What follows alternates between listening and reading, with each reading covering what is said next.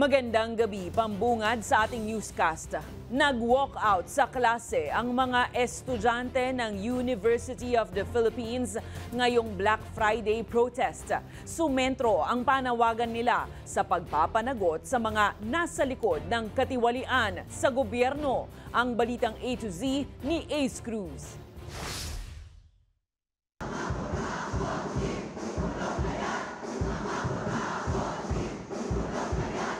Yan ang sigaw ng mga estudyante ng University of the Philippines kasabay ng pag-walkout nila sa kanilang klase. Suot ang itim na damit.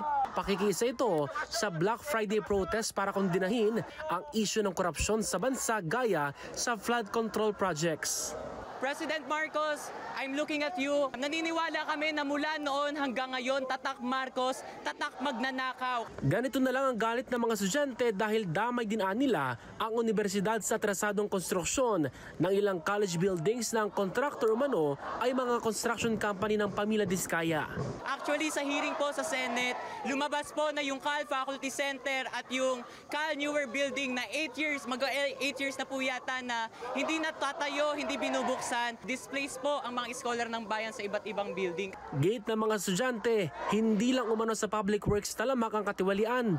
This is a manifestation na galit ang mga scholar ng bayan dahil bukod sa korupsyon ay malala rin po ang pagkupot sa pondo sa edukasyon. So makita natin kung anong priority ng estado natin, no, na mangurap habang binabansot yung mga basic services sa mga mamamayan.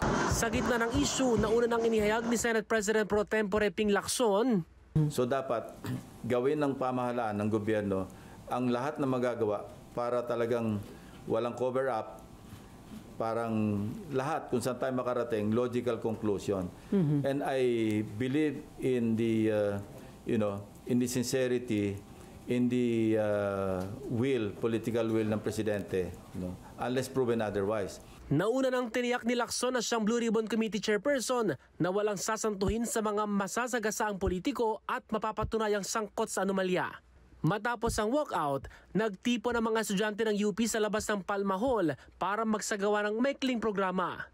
May iba't iba ring pagkilos sa ilang mga lugar sa bansa hanggang September 21 kung kailan idiniklara ng dating diktador na si Ferdinand Marcos Sr. ang batas militar. Para sa Balitang A to Z, Ace Cruz.